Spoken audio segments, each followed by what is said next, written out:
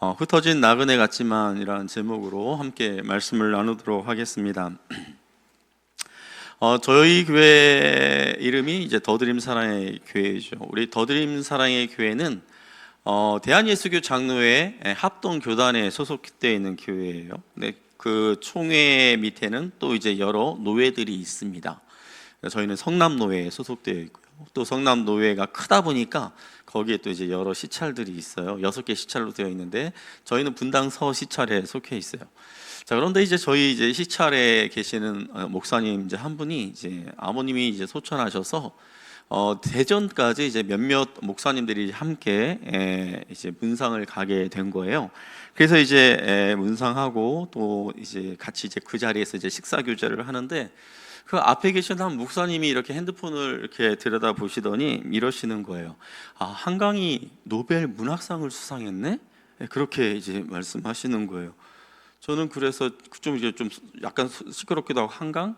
그래서 저는 그때 한강이라고 하길래 한 리버를 떠올렸어요. 우리 한강, 한 리버. 그냥 강 이름이라 생각했어요. 아니 강이 뭔 상을 받지? 근데 이제 한참 이제 그분이 이야기를 하는 걸 통해서 우리나라 그 여성 소설가가 노벨 문학상을 받은 거구나. 제가 이제 뒤늦게 알게 된 거죠. 저의 무식함이 이렇게 드러나서 좀 부끄럽긴 하지만 우리나라에서 이렇게 노벨 문학상을 이렇게 받게 되었다라는 그런 이야기를 들었을 때 뭔가 이렇게 가슴속 깊은 데서 이렇게 뭔가 이렇게 이렇게 뭉클함 이제 그런 것들이 느껴지면서 뿌듯함이 느껴지면서 굉장히 기쁘더라고요. 자, 이전에도 몇몇 분들이 노벨 문학상 후보로는 올라갔지만 이루지 못했던 그러한 일을 50대 이제 여성 작가가, 그것도 이제 아시아에서는 최초라고 해요. 아시아에서는 여성 최초로 노벨 문학상을 수상하게 되었다라는 것이 참 우리나라로서도 참 뜻깊은 그러한 일인 것 같습니다. 자, 그렇다면 여러분, 자, 노벨 문학상을 수상하지는 못했지만 노벨 문학상 후보에 여러 차례 거론되었던 일본 작가 중에 그 엔도 슈샤쿠라는 분이 있어요. 혹시 엔도 슈샤쿠라는 이름을 들어보신 적 있을까요? 제가 예전에 이분이 쓰신 그 책, 그 침묵이라고 하는 그 소설을 읽었었는데요. 이 엔도 슈샤쿠의 이 침묵은 17세기 일본 선교를 이렇게 바탕으로 이렇게 각색된 그런 소설입니다. 포르투갈에서 이제 일본으로 이제 파송된 페레이라 신부가 이제 일본에서 한 10여 년 동안 이제 사역을 하다가 거기에서 이제 그 극심한 그 핍박을 이기지 못하고 배교했다라는 소식이 이제 포르투갈로 이제 전해 온 거예요.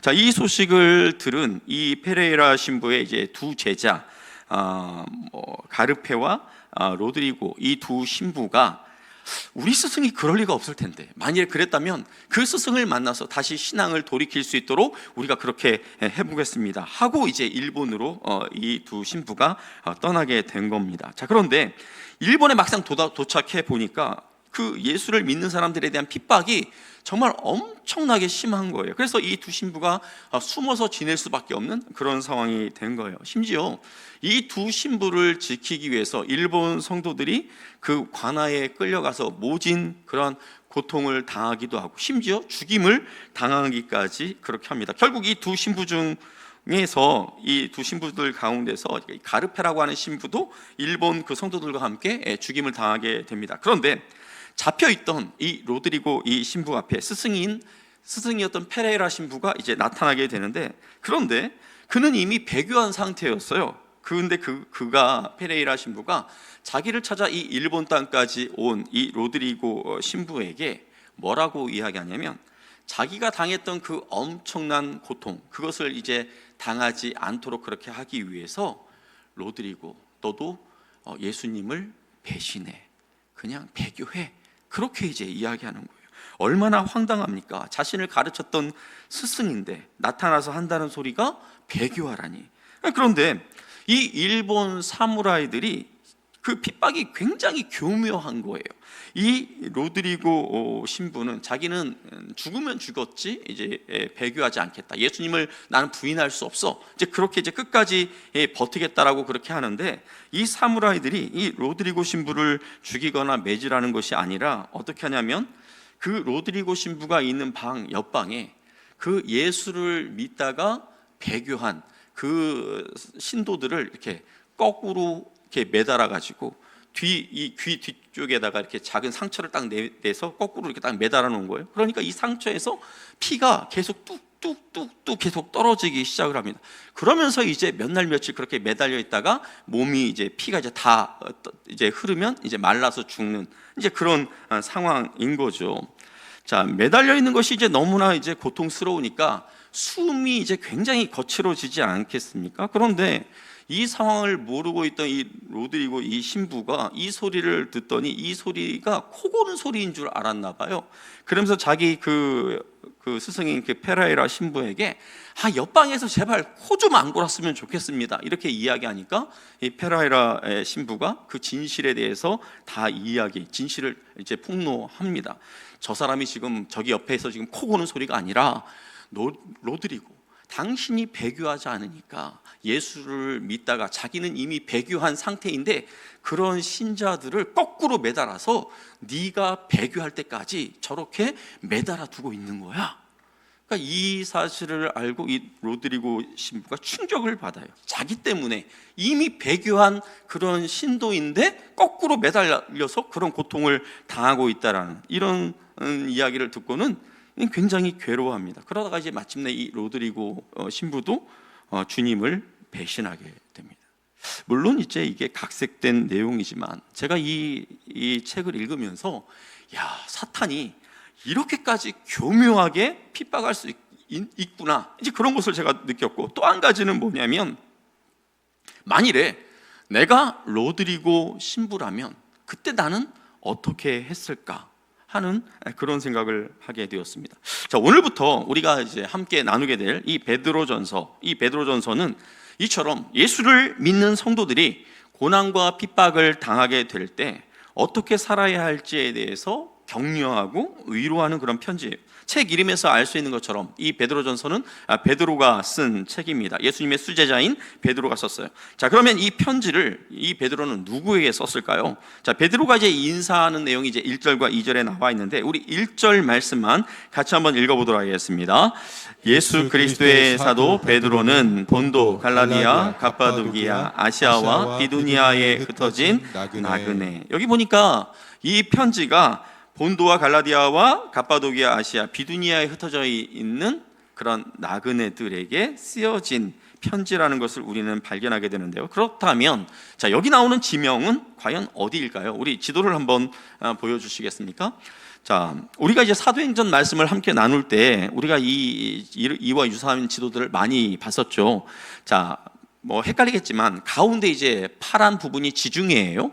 자, 지중해를 중심으로 해서 맨 오른쪽에 있는 그 지역이 요즘 매스컴에서 한참 이제 주목을 받고 있는 그 전쟁이 지금 진행되고 있는 이스라엘, 그다음에 뭐 레바논, 그다음에 시리아, 이런 지역입니다. 그리고 이제 그쪽 위쪽으로 해가지고 왼쪽으로 가게 되면 요즘에 많은 사람들이 이제 우리나라 사람들을 많이 여행하고 있는 튀르키예 지역이고, 그리고 또 다시 이동하면 또 왼쪽으로 이동하면 그리스, 그리고 그 다음 부추 모양의 이탈리아, 또 로마, 이렇게 쭉 되어 있는 지도예요. 자, 그런데 저기 보면은 저 화살표가 굉장히 복잡하게 되어 있지 않습니까? 이 화살표는, 이 선들은 사도 바울이 전도 여행을 했던 그런 경로들을 나타낸 거예요. 1차, 2차, 3차, 그리고 이제 로마로 압송되어져 가는 4차까지 이제 사도 바울이 어디 지점을 이렇게 통과해서 갔었는지에 대해서 저렇게 이제 화살표로 이렇게 표시되어 있는 그런 내용입니다. 자, 그런데 자, 이렇게 화살표가 복잡한 튀르키예 그 남쪽 지역, 그건 굉장히 복잡한데 지도 하나를 보여주시겠습니까? 또 다른 지도. 자, 여기 보시면 자, 타원, 빨갛게 이제 타원으로 표시되어 있는 지역에 보면 거기 이제 튀르키예 북쪽 지역인데 갑바도기아, 갈라디아, 본도, 비두니아, 이런 지역의 이름들이 거기 이제 보여지고 있는 것을 볼 수 있습니다. 자, 그러니까 지금 베드로가 튀르키예 북쪽 지역에 있는 그러한 성도들을 향해서 이 편지를 썼고, 또 이 편지를 어느 한 교회에만 쓴 게 아니라 자기가 보낸 이 편지를 그 튀르키예 북쪽 지역에 있는 교회들이 이제 돌려보면서 함께 읽도록 이 편지를 썼다라는 거예요. 자, 내려주셔도 될 것 같아요. 자, 그러면 이 편지를 자, 언제쯤 썼냐? 이 굉장히 또 중요한 부분이에요. AD 63년에서 64년 사이에 썼을 것이다라고 그렇게 추측하고 있는데요. 자, 이게 왜 중요하냐면 AD 64년 7월 19일, AD 64년 7월 19일이 굉장히 중요한 날이에요. 인류에 있어서, 인류 역사에 있어서. 저 7월 19일, 이때가 무슨 날일까요? 물론 제 생일은 아닙니다. 무슨 날일까요? 로마에 엄청난 화재가 났던 날이에요. 이때를 기점으로 해서 그리스도인들에 대한 그 황제들의 그 핍박이 시작되죠. 네로 황제의 핍박이 격렬하게 시작되는 시점이 바로 이 64년 7월 19일 이 로마 화재를 그 계기로 해서 굉장한 핍박이 이루어지게 됩니다.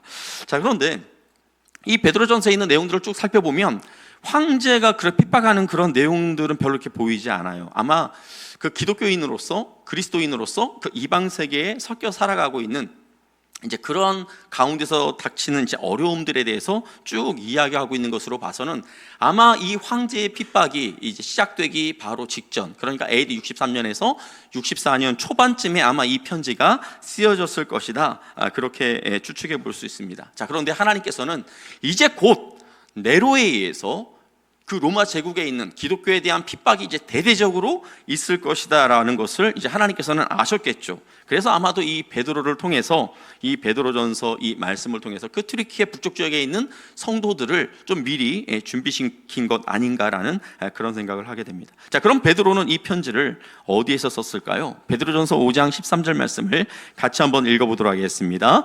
택하심을 함께 받은 바벨론에 있는 교회가 너희에게 문안하고 내 아들 마가도 그리하느니라. 그러니까 베드로전서 이제 거의 마지막 부분에서 이제 베드로가 이제 마지막 인사를 하지 않습니까? 보통 바울도 그렇지만 이렇게 이제 마지막에 인사할 때는 나만 인사하는 게 아니라 나와 함께 신앙생활하고 있는 그들도 함께 인사를 해요. 아, 누구누구도 너한테 안부를 전하라고 해. 누구누구도 너희들에게 잘 지내냐고 그렇게 말하라고 해. 그렇게 안부를 전한데, 이런 식으로 이제 덧붙이는데 베드로가 여기서 뭐라고 이야기했습니까? 바벨론에 있는 교회가 너희에게 문안하고. 자, 그러면 지금 베드로가 바벨론에 있는 걸까요? 이미 지금 베드로가 이 편지를 쓰고 있는 이 당시에는 바벨론 제국이 멸망한 지 수백 년이 흐른 그런 시점이에요. 그러니까 바벨론일 수가 없어요. 진짜 바벨론이 아니에요. 그러면 베드로가 말하는 이 바벨론은 어디를 가리킬까요? 로마를 가리키고 있어요. 로마. 그 로마에서 지금 베드로가 이 편지를 쓰고 있는 것이죠. 자, 기독교 전승에 의하면 베드로가 어떻게 죽임을 당하게 됩니까? 예수님이 십자가에 달려 죽은 것처럼 베드로 역시 십자가에 거꾸로 매달려서 그렇게 죽임을 당했다라고 그렇게 나오죠. 자, 예전에 나왔던 영화 쿼바디스라고 하는 그 영화를 보면 베드로가 이 로마에 있는 이 핍박을 피해서 다른 곳으로 이렇게 가게 됩니다. 도망치게 됩니다. 그때 도망치는 과정에서 베드로가 예수님을 만나게 돼요. 그때 베드로가 예수님께 물어봅니다. 주님, 어디로 가십니까? 이때 주님께서 베드로에게 뭐라고 말씀합니까? 네가 버리고 도망가는 로마를 향해서 나는 들어간다. 이때 이 말을 들은 베드로가 충격을 받고 다시 그가 로마로 들어가죠. 이게 진짜 그랬는지 모르겠지만 영화상에서 그렇게 표현하고 있어요. 결국 베드로가 로마에서 이 베드로전서, 베드로후서 이 편지를 쓰고 그 네로의 핍박 하에서 베드로도 로마에서 순교를 당하게 됩니다. 자, 그렇다면 오늘 지금 이제 1절 말씀에서 베드로는 이 편지를 받는 사람들을 가리켜서 뭐라고 그가 이야기하냐면 흩어진 나그네라고 그렇게 부르고 있어요. 자, 베드로의 이 편지를 받는 이 튀르키예 북쪽 지역, 이 지역은 원래 사도 바울이 전도하기 원했던 그런 지역이었습니다. 근데 하나님께서 바울이 이 지역으로 가는 것을 막으셨죠. 사도행전 16장에 보면 바울이 이제 드로아라고 하는 튀르키예 서쪽에 있는 항구에 이렇게 머물면서 그가 밤에 환상을 보게 돼요. 그는 이제 거기에서 이 튀르키예 북쪽 지역으로 가려고 했는데 그때 환상 가운데 바울이 무엇을 보게 되냐면 그 마게도냐, 그 바다 건너에 있는 그 마게도냐 사람이 환상 중에 나타나서 와서 자기들 좀 도와달라고 바울에게 그렇게 요청하는 그런 환상을 바울이 보고, 아, 주님께서 나를 저 마게도냐로, 그리스로 가라고 하시나 보다. 그렇게 해서 이제 바울이 선교 경로를 유럽으로 틀게 됩니다. 자, 그렇다면 베드로가 이 지역, 이 튀르키예 북쪽 지역을 돌아다니면서 전도했을까요? 그렇지는 않았을 거예요. 자, 그렇다면 자, 어떻게 지금 이 튀르키예 이 북쪽 지역에 예수를 믿는 사람들, 이렇게 교회들이 이곳에 생겨날 수 있었을까요? 그렇죠. 교회가 있으니까 지금 베드로가 이와 같이 편지를 보내는 건데, 과연 이곳에 누가 복음을 전해서 이 튀르키예 이 북쪽 지역의 성도들이, 교회들이 이렇게 생겨난 걸까요? 우리 사도행전 2장을 우리가 이제 살펴보게 될 텐데, 사도행전 2장 9절부터 11절까지의 말씀을 우리 좀 길긴 하지만 같이 한번 읽어보도록 하겠습니다. 시작. 우리는 바데인과 메데인과 엘람인과 또 메소포타미아, 유대와 갑바도기아, 본도와 아시아, 부르기아와 밤빌리아, 애굽과 및 구레네에 가까운 리비아 여러 지방에 사는 사람들과 로마로부터 온 나그네 곧 유대인과 유대교에 들어온 사람들과 그레데인과 아라비아인들이라, 우리가 다 우리의 각 언어로 하나님의 큰 일 말함 듣는도다 하고. 자, 여기 보면 우리가 사도행전 2장 하면 여러분들 머릿속에 딱 떠올라야 하는 그런 장면이 있어요. 사도행전 2장 하면 어떤 사건입니까? 성령이 초대교회 성도들에게 강력하게 임한 거예요. 임한 사건이에요. 자, 언제 이 성령이 초대교회 성도들에게 임했습니까? 개천절? 추석? 명절? 오순절. 유대인들에게 있어서 가장 큰 명절 중에 하나인 오순절, 이 명절에 이 모여서 함께 기도하고 있는 성도들에게 성령이 강력하게 임해요.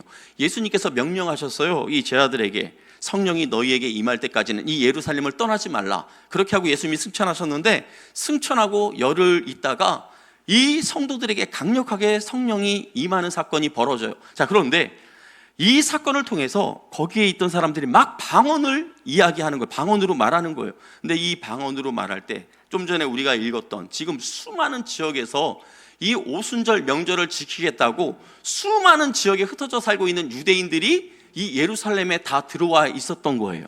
자, 그런데 이 사람들은 옛날 수백 년 동안 다른 곳에서 이렇게 흩어져서 거기에서 정착하고 살고 있었던 사람들이기 때문에 다른 언어를 쓰는 그런 사람들이에요. 그런데 그 사람들이 딱 예루살렘에서 이 성도들을 보는데, 분명히 걔네들은 다 갈릴리 지역에서 살고 있던 그런 사람인데, 막 그들이 말하는데 자기 동네에서 들었던 그 말들로 쏙쏙 들어오는 거예요.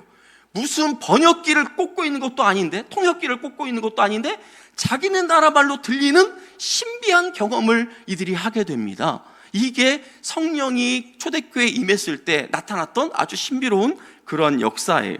자, 그런데 아마 이들 가운데서, 이 신비로운 체험을 한 이들 가운데서 그때 베드로가 수많은 사람들에게 설교했을 때 막 3,000명씩 5,000명씩 막 회개하고 돌아왔는데, 아마 이들 가운데도 예수를 믿는 사람들이 나타났을 거라는 거죠. 그리고 이들이 자기들 고향으로 돌아가서 거기서 이제 믿는 자들의 그 공동체, 교회를 형성했을 것이다. 그렇게 우리는 생각합니다.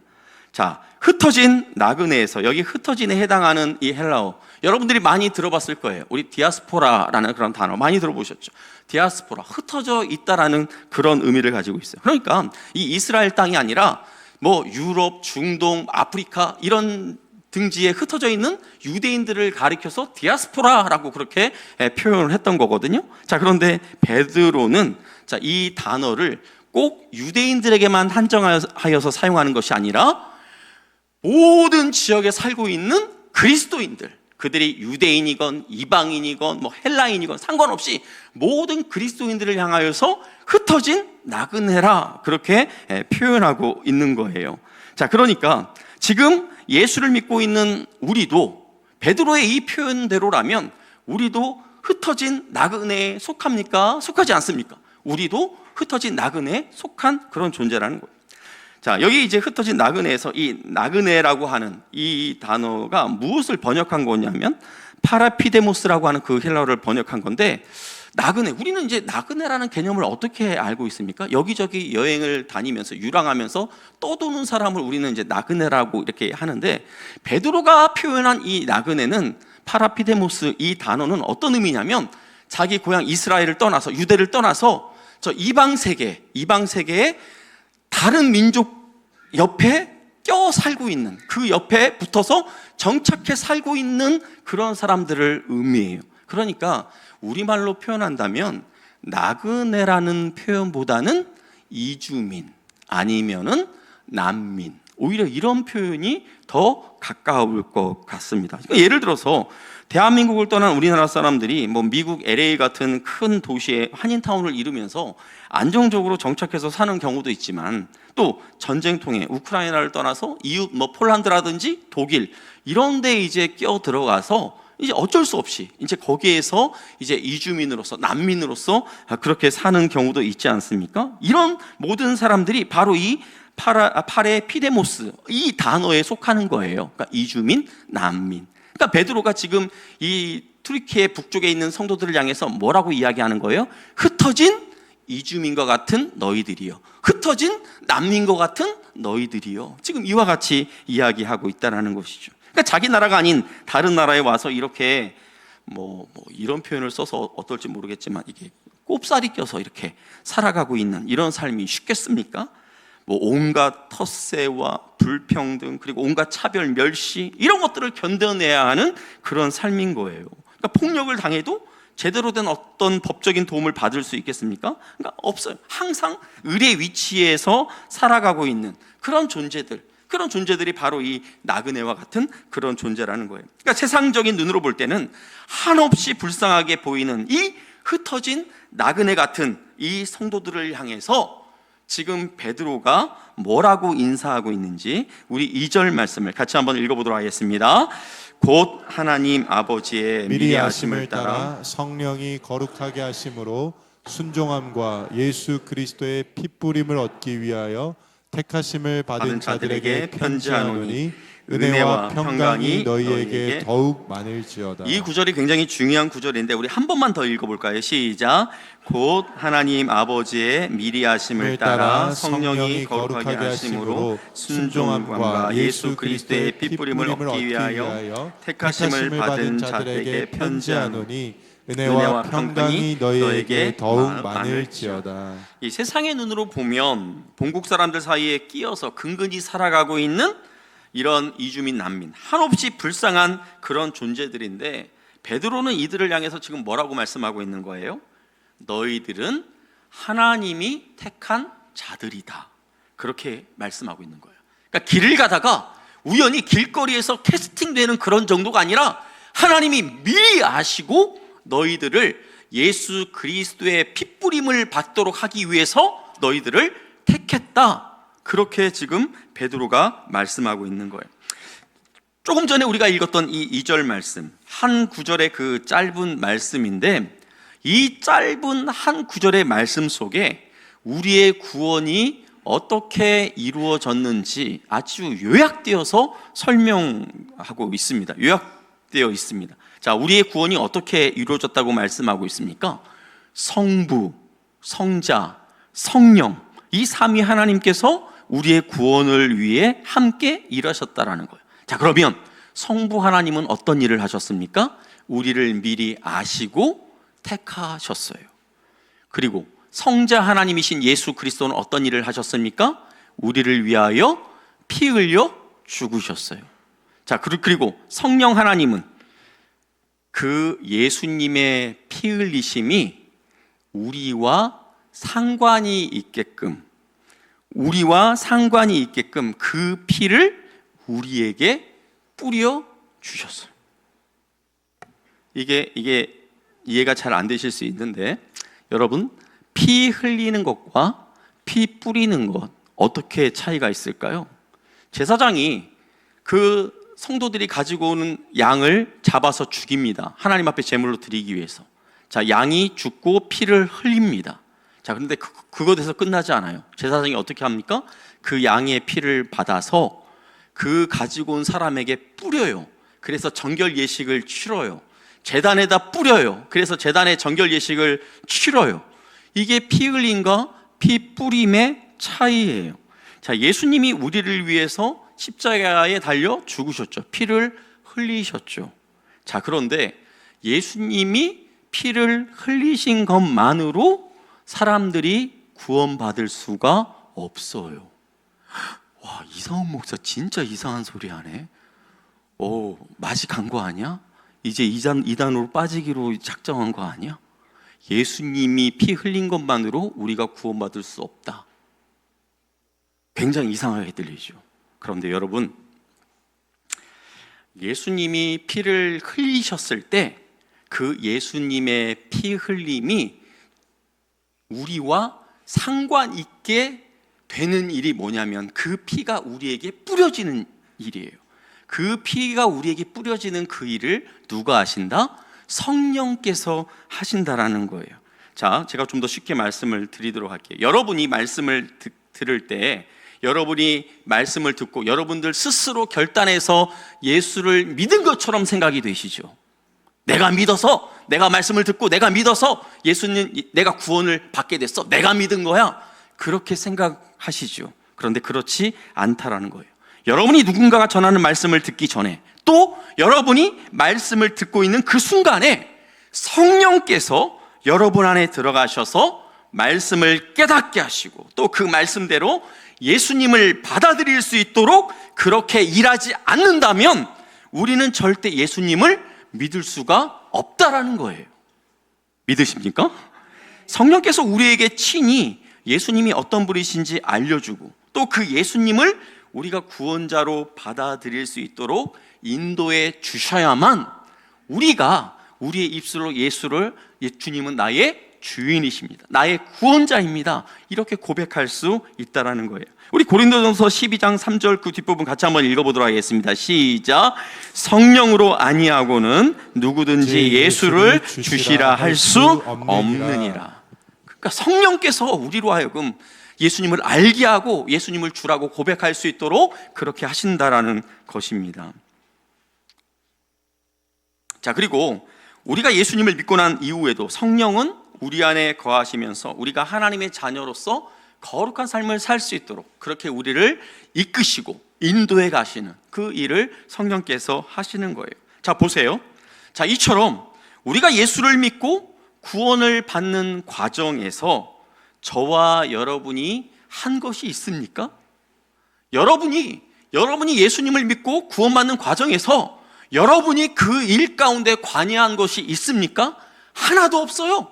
성부 하나님이 우리를 미리 하시고 선택하셨고 또 우리로 하여금 그 핏부림을 받게 하기 위해서 예수님이 피 흘려 죽으시고 성령께서 우리 가운데 역사사 우리에게 예수 그리스도의 피를 뿌림으로 말미암아 우리가 예수님을 알고 그 예수님을 나의 주인으로 나의 구주로 고백할 수 있도록 그렇게 하셨다라는 거예요.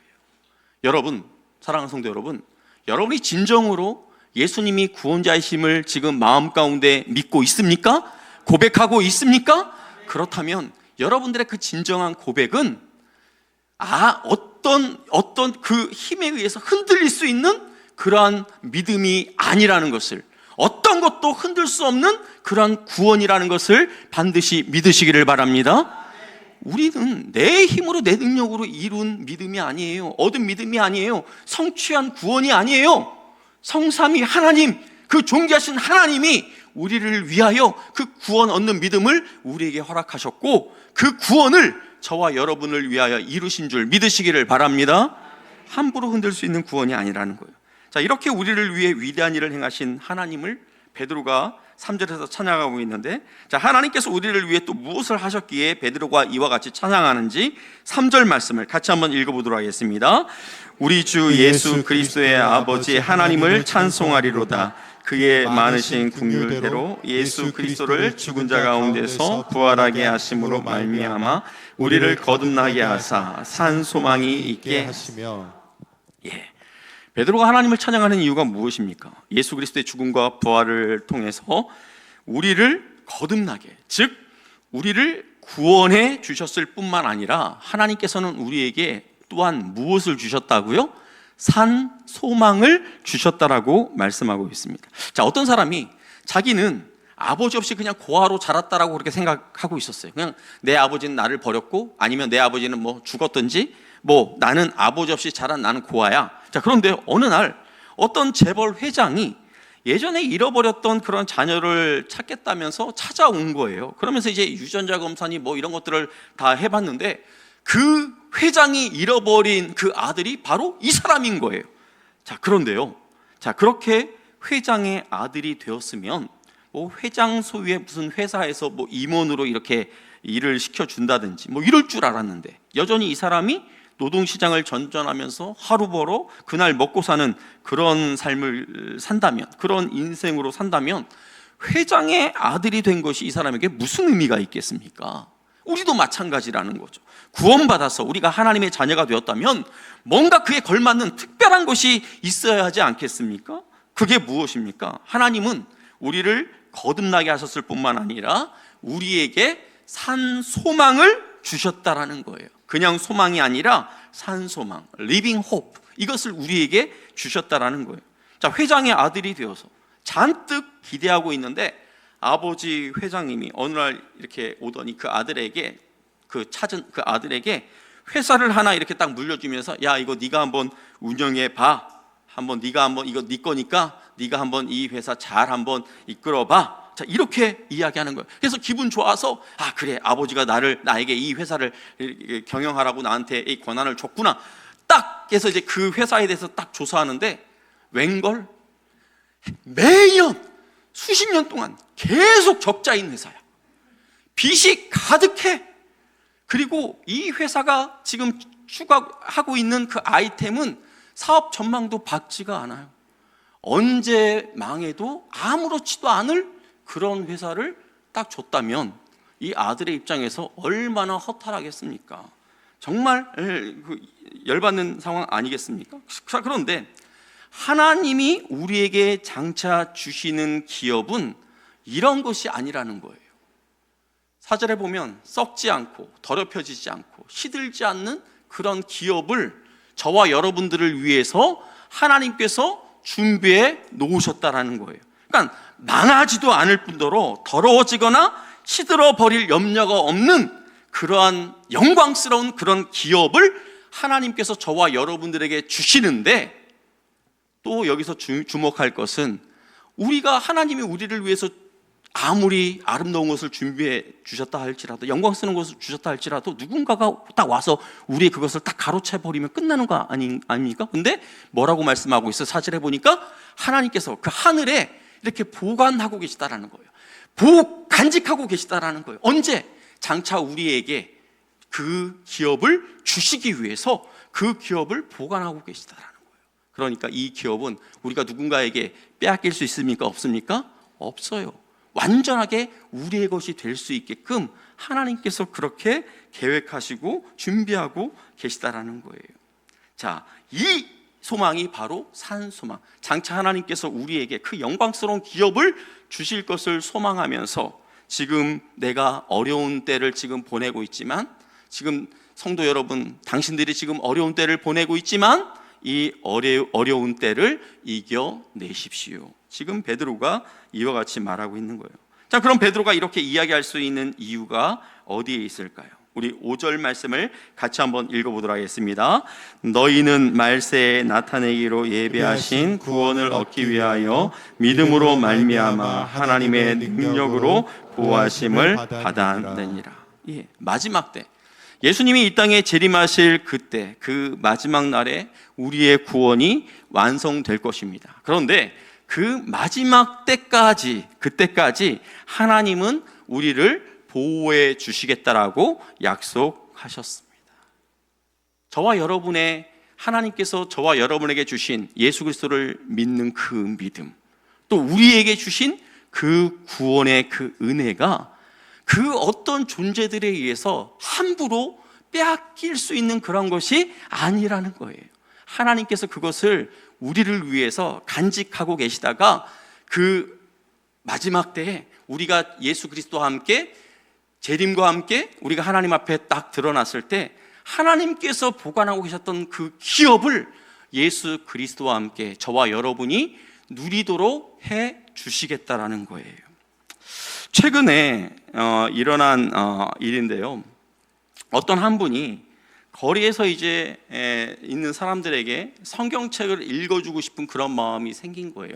내가 이 성경책을 저들에게 읽어주면 이 소리를 듣고 저들 가운데 누구라도 한 사람이라도 예수를 믿겠거니 하는 그런 마음으로 이분이 이제 광장에 나가서 성경책을 소리내어 읽은 겁니다. 자, 그런데 이분이 성경을 읽고 있을 때 여러 사람들이 이분에게 이제 찾아와가지고 지금 뭐 하는 거냐고 막 항의를 하면서 이분이 읽던 성경책을 탁 뺏어가지고 다 찢어버렸어요.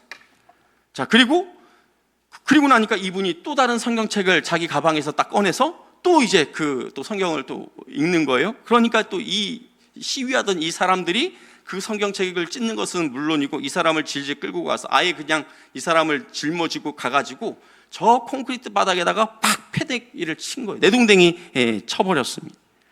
그 옆에 경찰이 있었음에도 불구하고 이러한 상황을 제지하지 않았어요. 그리고 이 사람이 친구가 물어본 거예요. 왜 그러한 부분들을 경찰에게 항의하지 않았냐? 근데 자기는 자기 때문에 이러한 걸로 이제 불미스러운 일이 생기지 않도록 그렇게 하기 위해서 그렇게 했다라는 거예요. 자, 그런데 그 상황에서 경찰이 시위대를 이렇게 제지한 것이 아니라 오히려 그 광장에서 성경을 읽었다는 이유만으로 오히려 이 사람을 체포한 것입니다. 자, 그런데 이 사건이 뭐 공산국가 또는 이슬람 국가에서 일어난 일이 아니라 인권과 자유주의에 있어서 정점을 찍고 있는 미국에서 벌어진 사건이라는 거예요. 사랑하는 성도 여러분, 우리가 그리스도인으로서 살아가고 있는 이 대한민국, 아직 이 정도까지는 아니죠. 그리고 제가 앞서 말했던 앤더 슈샤크의 그 침묵의 배경이 됐던 17세기 일본처럼 그런 핍박이 있는 것도 아니에요. 하지만 여러분들이 지금 밖에 나가서 복음을 전한다고 할 때 과연 여러분이 전하는 그 복음을 사람들이 과연 얼마나 받아들일까요? 밖에 나가서 여러분들이 그 뭐 휴지, 뭐 물병, 뭐 커피 이렇게 나눠주는 것은 그래도 받겠죠. 그런데 여러분들이 정말 복음을 선생님, 제가 10분만 선생님에게 예수님을 전할 수 있도록 그렇게 시간을 좀 내주십시오. 15분만 시간을 내주십시오. 이렇게 이야기하면서 접근했을 때 과연 몇 사람이나 여러분들에게 그 시간을 내주며 그 복음을 듣겠다고 할까요? 제가 대학에 다닐 때만 해도 그래도 한 4-5명 이렇게 사람들을 접촉하면 그 중에 1명 정도는 시간을 내서 들었어요. 그런데 지금은 100명에 한두 명 들을까요? 쉽지 않습니다. 그리고 여러분, 지금 우리 청소년들 또 우리 청년들 자기 주변에 있는 친구들에게, 직장 동료에게 야, 내가 다니는 교회에 가자 이런 정도가 아니라 나 교회 다녀, 나 예수 믿어 이런 말도 하기 쉽지 않은 그런 시대를 살아가고 있어요. 지금 이 시대가 그래요. 얼마나 복음을 전하는 것은 고사하고 내가 그리스도인이라는 것을 드러내는 것이 얼마나 힘든 그런 시대인지 모릅니다. 자, 그런데 이런 상황 속에서도 복음을 전하고자 애쓰는 분들을 보게 될 때 굉장히 감격스러워요. 예수 믿지 않는 부모님이나 형제들에게 복음을 전하는 것 쉽겠습니까? 쉽지 않아요. 형제들의 핀잔만 사기 쉬워요. 무시당하기 쉬워요. 자, 그럼에도 불구하고 그런 부모님에게, 형제들에게 어떻게 해서든지 복음을 전하려고 하는 그 모습을 볼 때 제 마음 한구석에 감동이 이렇게 밀려오는 것을 느끼게 됩니다.